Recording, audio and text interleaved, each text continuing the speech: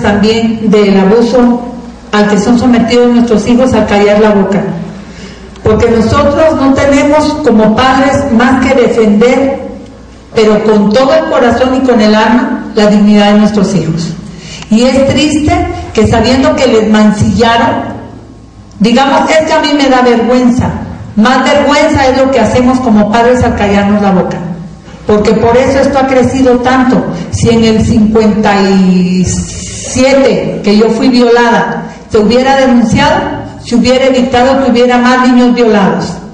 Pero en nuestras familias, yo digo, hablo de la mía, por ignorancia, por fanatismo y por pendejos, se callaron la boca y permitieron que esto creciera más en mi país también. Yo me imagino que este cura lo mataron por seguir violando niños y hubo uno que sí los tuvo bien puestos. Y esa es la primera pregunta. La segunda, pues yo creo que tenemos que unirnos todos, no nada más, como decía San Juan, a los parientes de los violados. Tenemos que unirnos todos y es la única manera. Y perder el miedo es lo mejor, porque el miedo nos ha tenido paralizados, porque nos han hecho creer que la iglesia es muy poderosa. Es poderosa para sacarle el dinero al pendejo y para violar a sus niños. Porque no es poderosa para conducirse en el camino que le corresponde, que es lo espiritual, que es lo amoroso, porque de eso no tienen nada. Son soberbios, son prepotentes, vean la riqueza que tiene el Vaticano, pero el milagro más grande que podría haber hecho Juan Pablo II sería matarle el hambre al África o América Latina. El milagro más grande, y lo tengo en una lona frente a catedral, fue encubrir a los peores violadores y a los asesinos como el chileno. Eso es lo que ha hecho este señor. Gracias. El chileno Pinochet. Sí, no olvidemos esa imagen. Yo quiero que ustedes, cuando vean al beato y luego santo Juan Pablo II, recuerden los rostros de los niños violados por los sacerdotes. Recuerden a los dictadores que apoyó, como a Augusto Pinochet en plena dictadura, mientras desaparecía a miles de personas. Esas luces y sombras de Juan Pablo tienen que estar claramente expuestas. ¿Y por qué digo luces y sombras? Muchos me atacan diciendo que mi trabajo es contra la iglesia. Y les da mucho coraje que yo diga que yo soy católica. Yo soy católica practicante, además. Yo creo en Dios. Yo estoy muy cercana a la teología de la liberación. Juan Pablo II persiguió a los teólogos de la liberación ante 20 años. Logró que algunos colgaran sus hábitos, como Leonardo Boff. Persiguió a grandes sacerdotes teólogos como Hans Küng. Hans Küng es el papa protestante, así le llamamos, porque su sabiduría y amor al prójimo son inmensas, igual que las de Leonardo Boff o Fray Beto o Gutiérrez o Casaldáliga y Raúl Vera, o Samuel Ruiz, que en paz descanse. Raúl Vera prologó mi libro Prueba de Fe, el último de esta trilogía. Y Raúl Vera, por haberlo prorrogado como obispo de Saltillo, se le intentó sancionar. Aquí está María Aurora Mota, que es testigo, una activista maravillosa por los derechos de la diversidad sexual en Monterrey. Y tú lo viste, o sea, a don Raúl Acatingo lo querían mover precisamente por haberme escrito el prólogo. Es decir, yo no estoy alejada de este mundo. Yo creo que estos sujetos no tienen nada que ver con Dios.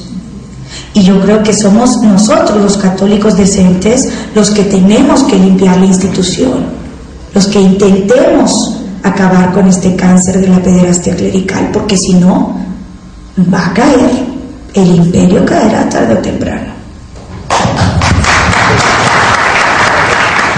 Quiero comentar o denunciar que aquí mismo en la iglesia de San Francisco, hace 30 y tantos años, yo y mi hermana fuimos tocados por el que nos daba el catecismo.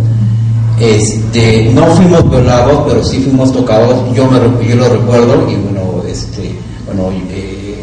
o sea, hombre y mujer, ¿no? Por llamarlo de alguna forma.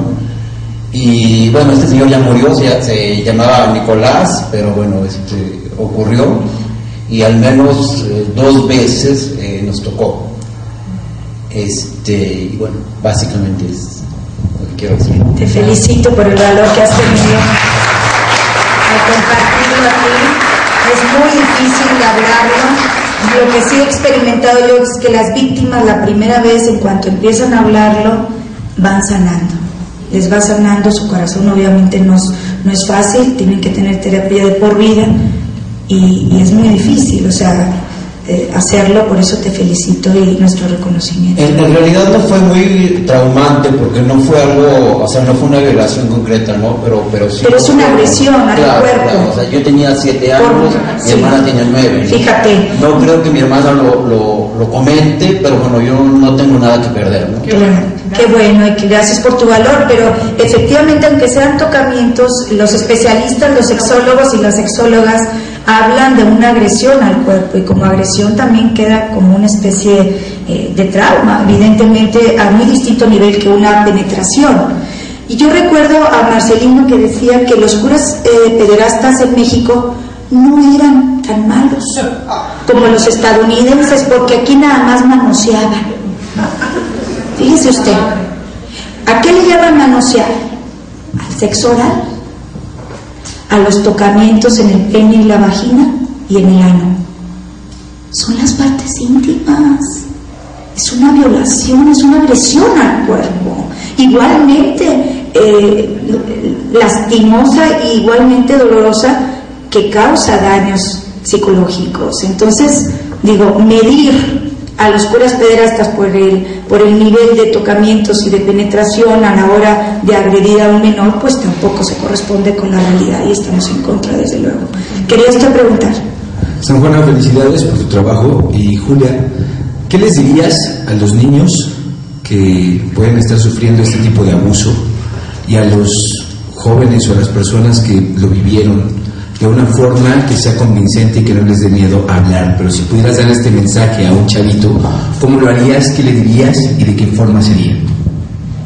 Mira, primero sería haciéndole entender que Dios es una cosa y el clero es otra, porque tenemos que separar lo que es Dios y la fe y lo que son estos delincuentes que se escuden en una sotana. Eso sería lo primero, aclararles. Lo segundo, decirles que no tengan miedo, porque el hijo de la chingada vive mientras el pendejo se deja. Y yo fui una pendeja, ¿sí? Porque yo era niña y yo creía que lo que me decía mi abuela, nos van a matar, cállate, y yo me callaba. Pero no es tal, porque toda la gente criminal amenaza, pero no cumple. ¿Por qué? Porque saben, tienen miedo de que si tú hablas les va a pasar algo. No sé si aquí se supo la nota, pero en México mataron a 2 curas. Hubo uno que incluso lo violaron y después lo apuñalaron.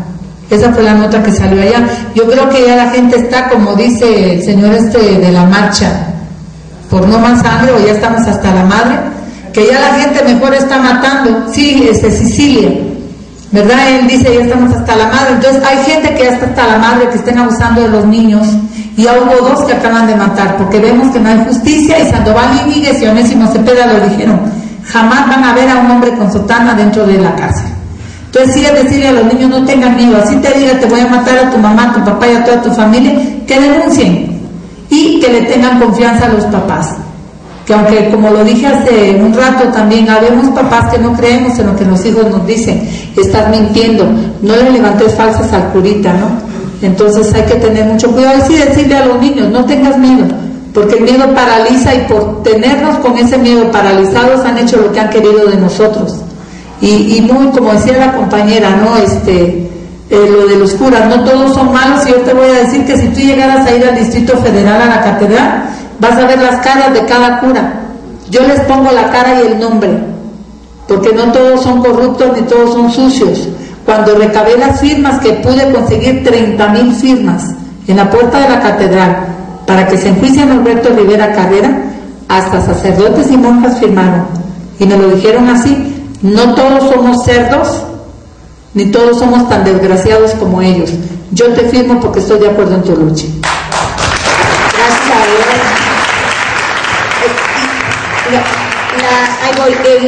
La pregunta que decías, que por qué los padres no le creen a sus hijos. Yo creo que un niño es muy difícil que mienta. Los psicólogos lo dicen.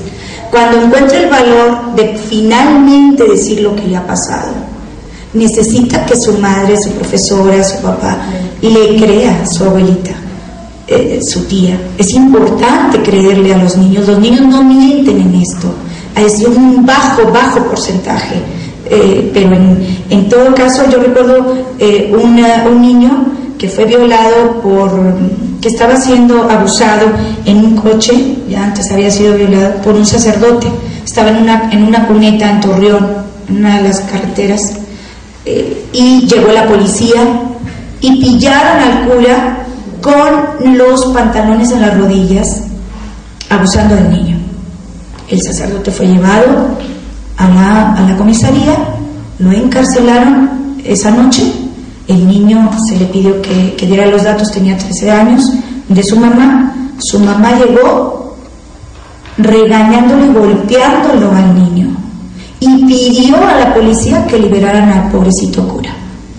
Fíjense ustedes, caso comprobado, nombres y apellidos, fechas, ahí está en mi libro.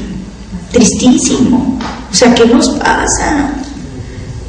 Porque nos vamos a ir al infierno, no podemos denunciar. Pues no, si los buenos se van a ir al infierno por denunciar, pues ahí nos vamos a encontrar todos, ¿no? Y hacemos una pachanga. Venga. Buenas noches. Primero quiero decir que me siento profundamente avergonzado, porque no es necesario haber sufrido todo esto que nos platica la señora Julia, para estar indignados y para protestar por todas estas injusticias que son tan traumantes y tan lacerantes. O sea, realmente, a pesar de que yo he seguido muy de cerca toda la denuncia que ha seguido la señora San Juana, hasta ahora que estoy aquí presente me doy cuenta de esto, ¿no? O sea, no podemos ser testigos pasivos. Tenemos que sentir en carne propia toda esta angustia que después de 50 y tantos años la sigue estremeciendo. Así deberíamos estar, yo creo que todos llorando, ¿verdad? Pero yo creo que en México tenemos un problema terrible, así terrorífico en cuanto a nuestra forma de ser. En México el que denuncia es el malo, y eso lo podemos ver en la calle, en la escuela, en la casa. El que acusa se convierte en el malo. Y entonces nos hemos educado en una cultura donde tenemos que callar y tenemos que tolerar, porque si no los que denunciamos somos castigados. Eso tiene que cambiar, y esto tiene que estar profundamente entendido por cada uno de nosotros, si no, nunca jamás vamos a actuar. Ahora, denunciando, que se han denunciado desde hace mucho tiempo, pues están basadas en la ignorancia, que es el arma principal de la Iglesia Católica corrupta. Me refiero a este tipo de sacerdotes y a muchos otros, porque la manipulación es, aunque sea por el dinero, está basada en la profunda ignorancia, y es el arma principal de manipulación. Y yo quisiera decirles que si los católicos leyeran un poco más la Biblia, tendrían un arma distinta y una visión diferente de lo que son las cosas. En la Biblia no dice que un sacerdote tiene esas potestades ni esos privilegios que ellos se encargan de difundir y de sembrar profundamente en el corazón de las personas. La Biblia, y particularmente el Evangelio, es un Evangelio que en voz de Jesucristo dice que Él vino a liberarnos de nuestros temores, de las ataduras, de las manipulaciones, de todas estas cosas. O sea, realmente cuando alguien lee la Biblia,